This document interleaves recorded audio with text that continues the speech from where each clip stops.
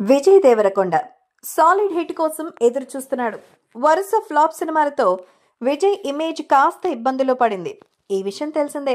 గీత గోవిందం తర్వాత ఆ రేంజ్ లో సాలిడ్ హిట్ పడలేదు విజయ్కి. రకరకాల జానర్స్ ట్రై చేశాడు, ఎన్నో ప్రయోగాలు చేశాడు, డిఫరెంట్ రోల్స్ ట్రై చేశాడు. ఇలా ఎంత ప్రయత్నించినా మంచి కథ, దానికి తగ్గ దర్శకుడు విజయ్కి సెట్ అవ్వలేదు.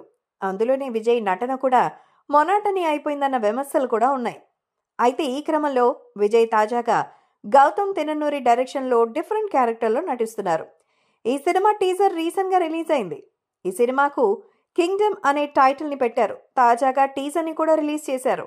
ఈ టీజర్ కి young tiger NTR voice over ఇవ్వడం విశేషం. రోమన్ శిల్పంలా తయారయ్యాడు రౌడీ హీరో. చాలా డిఫరెంట్ గా ఉంది టీజర్. టాలీవుడ్ మేకింగ్ కి భిన్నంగా ఉంది. కాస్త హాలీవుడ్ సినిమాని తలపించింది. ఏదేవైనా ఈసారి హిట్ కొడతాడేమో చూడాలి. అయితే కాస్త విజయ్ సినిమాల గురించి పక్కన పెడితే, ఎప్పటి నుంచో విజయ్ దేవరకొండ రష్మిక మధ్య ఏదో ఉందని ప్రచారం జరుగుతూనే ఉంది. అందుకు తగ్గట్టే చాలాసార్లు ఇండైరెక్ట్ గా ఈ జంట దొరికిపోయింది కూడా. ఇంత ప్రచారం జరుగుతున్నా ఎప్పుడూ ఈ ఇద్దరి విషయంలో మాత్రం ఎవరూ ఖండించలేదు.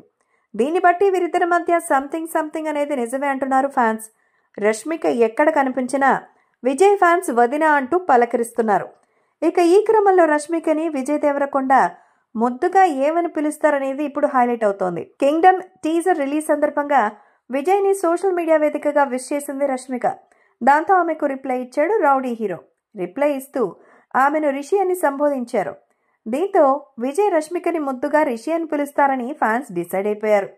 ప్రస్తుతం ఈ పేరు సోషల్ మీడియాలో ఎంతో వైరల్ అవుతోంది. అంతేకాదు, ఈ పేరు విజయ్ పెట్టాడా లేక ఇంట్లో కూడా ఆమెను రిషి అనే పిలుస్తారా అనేది మాత్రం తెలియడం లేదు.